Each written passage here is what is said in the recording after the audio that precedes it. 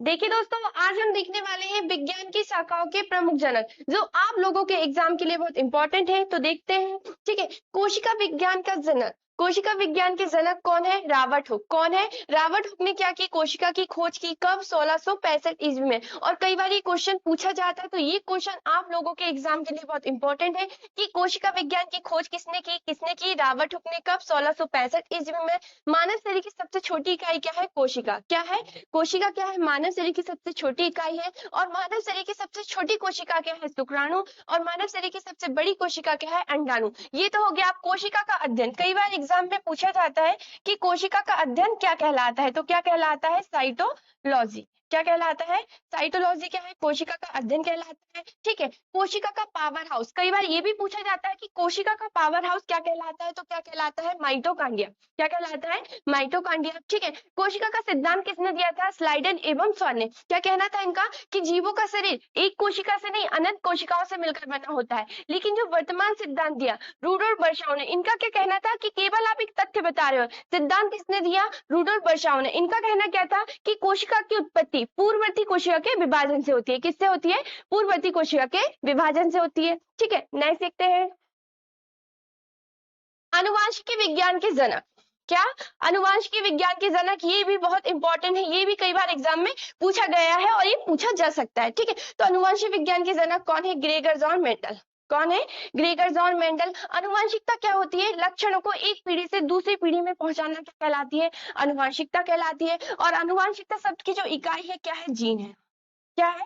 Gene क्या है? आनुवंशिकता शब्द की इकाई है। छोटे छोटे डीएनए से मिलकर क्या बनता है? जीन बनता है। और जीन से बनकर क्या बनता है? गुणसूत्र। जीन से मिलकर क्या बनता है? गुणसूत्र बनता है। गुणसूत्र की संख्या कितनी होती है? 46। कितनी होती है? 46। और सबसे पहले जो प्रयोग किया था आनुवंशिकता विज्ञान के जो जनक है ग्रेगर जॉन मेंडल, इन्होंने सबसे पहला प्रयोग किसमें किया? मटर के पौधों में। कई बार पूछा जाता है कि इनने सबसे पहला प्रयोग किसमें किया था, तो मटर के पौधों में। क्यों किया इन्होंने? मटर के पौधे क्यों लिया? क्योंकि इन्हें आसानी से उगाया जा सकता था और इनके परिणाम बहुत जल्दी भी प्राप्त होते थे।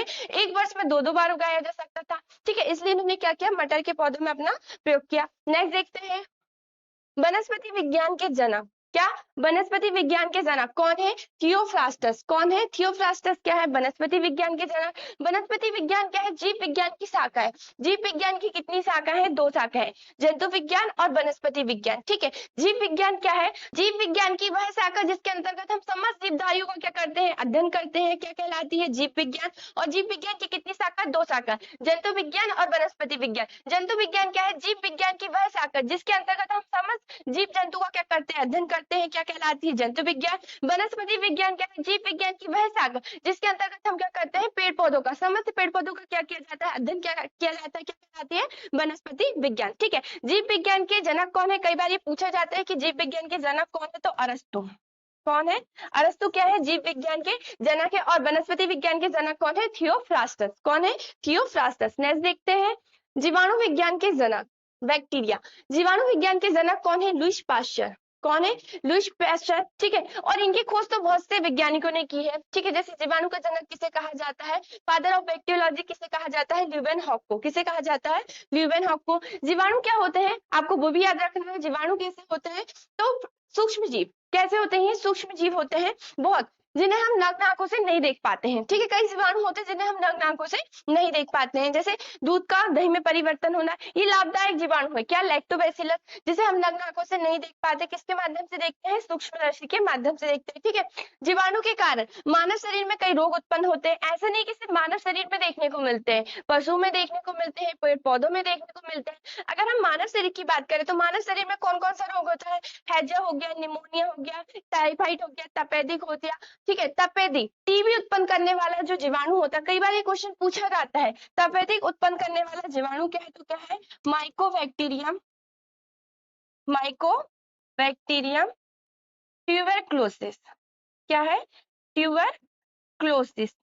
ये क्या है? टीबी उत्पन्न करने वाला जीवाणु, जो कई बार एग्जाम में पूछा जाता है। तो ये आप लोगों को एग्जाम के लिए बहुत इंपॉर्टेंट है। आपको याद रखना है कि तपेदिक उत्पन्न करने वाला जो जीवाणु होता है वो क्या होता है? तो वो क्या होता है? Mycobacterium tuberculosis. क्या होता है? Mycobacterium tuberculosis. ठीक है। ये तो हो गया मनुष्य में रोग। अगर हम पेड़ पौधों की बात करें तो पेड़ पौधों में कौन सा रोग देखने को मिलता है? चावल का अंगमारी रोग, क्या देखने को मिलता है? चावल का अंगमारी रोग, गेहूं का टुंडू रोग। ठीक है, अब अगर हम जानवरों की बात करें तो जानवरों में कौन सा रोग देखने को मिलता है? जानवरों का काला पैर रोग। ठीक है, नेक्स्ट देखते हैं डीएनए के जनक। क्या? डीएनए के जनक कौन थे? डीएनए की खोज कब हुई? 1869 में फ्रेडरिक मेसन ने की। किसने की? फ्रेडरिक मेसन ने। और वॉटसन और क्रिक ने। क्या? वॉटसन और क्रिक ने 1953 में हाइड्रोजन बांड से जुड़े दो स्ट्रैंड के साथ, क्या स्ट्रैंड के साथ डीएनए की द्विकुंडलित संरचना का प्रस्ताव रखा। और आपको पता होगा कि डीएनए की जो संरचना होती है वो कैसी होती है? द्विकुंडलित होती है। और आरएनए की कैसी होती है? एकल कुंडलित होती है। ठीक है, डीएनए जिसका फुल फॉर्म क्या है? कई बार ये पूछा जाता है कि डीएनए का फुल फॉर्म क्या है, तो क्या है? Deoxy ribo deoxy ribo nucleic acid. Nucleic acid क्या है? ये डीएनए का फुल फॉर्म है, कई बार एग्जाम में पूछा जाता है। ठीक है, नेक्स्ट देखते हैं आरएनए के जनक। क्या? आरएनए के जनक, इस पदार्थ का नाम न्यूक्लियन रखा गया क्योंकि ये नाभिक में पाया जाता है। लेस्ली आर्गेन आरएनए के क्या है? जनक है। और आरएनए के खोजकर्ता भी बहुत से रहे, बहुत से वैज्ञानिकों ने आरएनए के बारे में बताया, जैसे कौन हो गए? आल्टमैन। कौन हो गए? आल्टमैन। ठीक है, आरएनए की जो संरचना होती है वो कैसी होती है? एकल कुंडित होती है। और आरएनए का फुल फॉर्म याद रखिए, डीएनए और आरएनए का तो फुल फॉर्म याद ही रखिए, कई बार एग्जाम में पूछा जाता है। ठीक है, आरएनए का फुल फॉर्म क्या है? Ribo nucleic acid. Ribo nucleic acid क्या है? ये आरएनए का फुल फॉर्म है, जिसकी संरचना कैसी होती है? एकल कुंडलित होती है। ठीक है, तो ये रहे हमारे विज्ञान की शाखाओं के प्रमुख जनक, जो आप लोगों के एग्जाम के लिए बहुत इंपॉर्टेंट है। अब तक आपने इस वीडियो को लाइक नहीं किया तो लाइक कर दे और चैनल को सब्सक्राइब कर दे। जय हिंद, जय भारत।